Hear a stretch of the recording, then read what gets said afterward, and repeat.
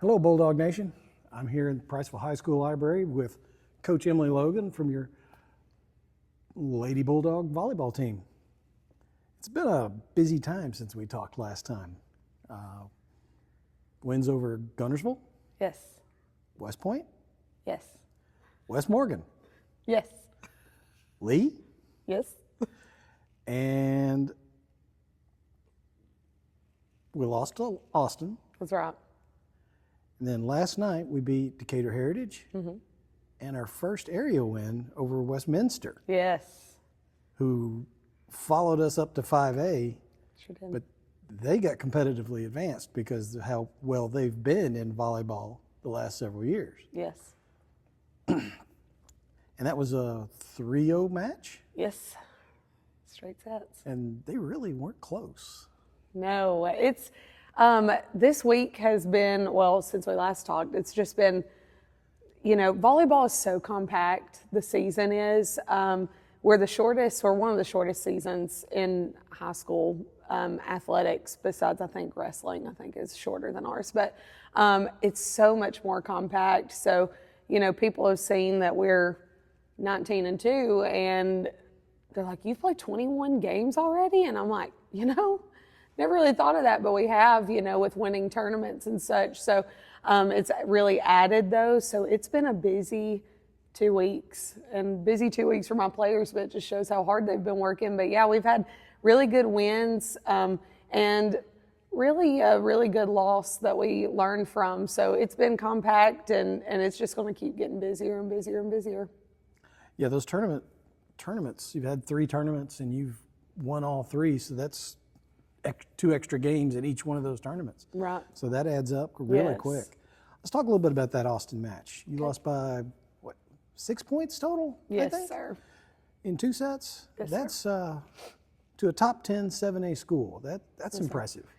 Yes, sir. Austin is a very talented team. They got a new coach, and she's well known in the volleyball world. So she's April Marsh is really just elevating that team. So her daughter came in with her, and I think a couple more girls came in, and like I said, they've just elevated that team so much. An already good Austin team that lost some good seniors, but they've really stepped it up, and it was really competitive. It was a really fun match nonetheless, but our girls just kind of came out a little flat, but that's everything that happened during that game is fixable. And honestly, it's a good reminder how it feels to lose and that you hate it, because when you win, you kind of forget that feeling. And so it's good to remember how those sting. Absolutely. That's part of that. You learn more from a loss than you do from a win. Absolutely. So, getting that little taste of vinegar in the middle of the season is probably a good thing. It's a nice push. But like you said, we're 19-2. Yes, sir. That's not bad. Not bad. It's been fun. It's been really fun. And really, it's just a testament to my kids. It's just a testament to my girls. I call them my girls, and they really are all like my kids. So they just have worked so hard, and the team just gels. And so that 19-2 record with those 19 wins, that's the girls coming together and putting their best foot forward. And then, the 2 losses, that's them coming together to say, okay, we can get better from this. So it's good for us. Yeah. Top 10 ranking in Alabama Sports Writers and Max Preps. And that top 10 in Max Preps is all the classifications in the state of Alabama. Yeah. You slip from your number 3 Yes. down to number 7, 7. but Yep. for a 5A school, that's still hallowed ground.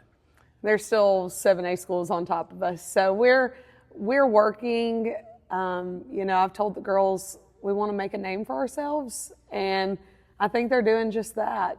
We're also creating, a target on our back. So where we're used in previous seasons, being the hunter and wanting to get those upset wins. Now we're the hunted, and people are wanting to get those upset wins over us. So that's a mindset change that we're having to make, because we haven't been there in years, or really, I've been around Priceville volleyball for so long, I don't remember the last time that the target probably has been so big. So it's a mindset change we have to make, but the girls are willing to make it. So there's a few little bumps in the road of trying to fight complacency and just continuing to push forward and get better. That's a good problem to have. Yes. Your goal is to get more people into the gym, Yeah. new people to come out and watch and join in the fun. Yeah. And it is a ton of fun, guys. It is. You really got to come out to a home game and watch. But let's do a little primer here for some people who don't know court volleyball. Okay. Why does one girl wear a different color jersey? So one girl wears a different colored jersey, and that's called the libero. And she is not used as a sub. So she can sub in and out for two hitters that are already designated. So she could sub in for both of our outside hitters, both of our middle hitters, one outside hitter, one middle hitter. And that's because typically those hitters may not be the best defensively. So a lot of the liberos that you see are going to be shorter because they're closer to the ground, and those hitters are a little, farther from the ground.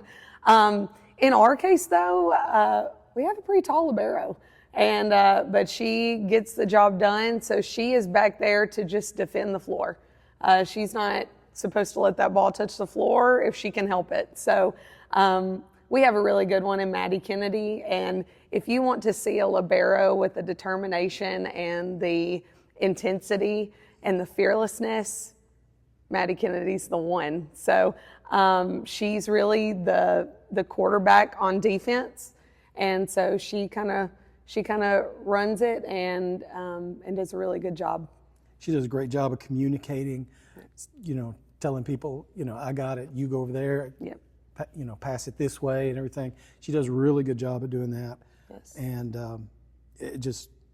she is all over the court and off the court. Seeing her run, way off the court to chase down an errant pass and get it right back where it needs to be in the middle of the court, where it can be set or where it can just be bumped over. Yes. She does a fantastic job of that. She sure does.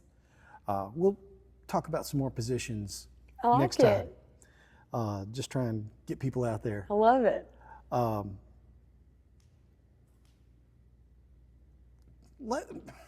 This might be tooting my own horn a little bit, but let's talk a little bit about the atmosphere last night, having the announcer and having having a big game atmosphere, and it really carried over into that. It sure did. Man, kudos to this guy. He's professional at it. But last night, me and the coaches, every year we go to the state tournament. It doesn't matter if we're there. I would love to be there. But when we're not there, we go and we see what the teams are doing down there, skill-wise, that we need to put emphasis on our team. And we always stay for the championship matches. So we then came back into our gym. We were like, okay, this looks just like the state championship arena if we can have one court. So we kind of made some changes to get that one court in the main gym to look like state championship arena. And so yesterday or last night, we played the national anthem. We did the order just like a state championship match would be. We used the same national anthem that they use for the state championship match. We use, all the different songs. We play music during the timeouts and had you, calling out the points and everything else. And so I am all about training for October. That's the main goal. And I'm one of those coaches that when it comes regional time, we're playing crowd noise as loud as it'll go. We're, shrinking the court like they do at Huntsville. So I'm one of those that I want them to be comfortable, and I want them when we get to that point to be made for the moment. And so the atmosphere last night was getting them made for the moment. And so it was a little touch and go at first last night because they, really hadn't been used to that kind of thing. But I believe in our second game against Decatur Heritage, I think they kind of embraced the energy and then just ran with it. Yeah, I think just like you said, prepping now for what it's going to feel like later. Is a great thing. It's just like you playing 7A schools right now, getting those girls ready for those games at the end of the year.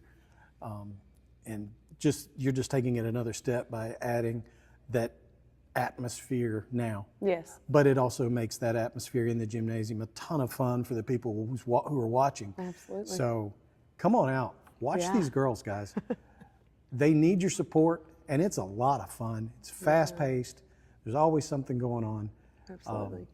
But come on out, enjoy that. Anything you'd like to say to Bulldog Nation?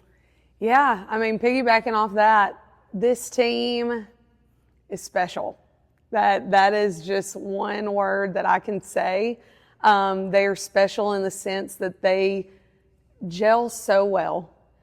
They have the time of their lives out on the floor with their team, and they just know that that's who they're riding with to the end. And so we want you to be a part of that with us. We want you to enjoy that special time with us. And these girls are representing the community really well and making a name for themselves. So we want to see you there.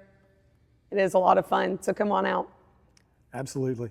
Seeing the smiles in their face, seeing them cheer for each other. Even when they lose a point, they're cheering for each other. Come on out. Enjoy this. Next week, at East Limestone. Yep. Huge matchup there because you got Hazel Green on the backside of that. Yes. After that area match. And then next Thursday, who we got? Brewer at home. You should be there. Big rivalry game. Going to get a win. Area rivalry doesn't get bigger than that, guys. No. Be here next Thursday night, Priceville Gymnasium. We'll see you there. Take care. I love it. I love it.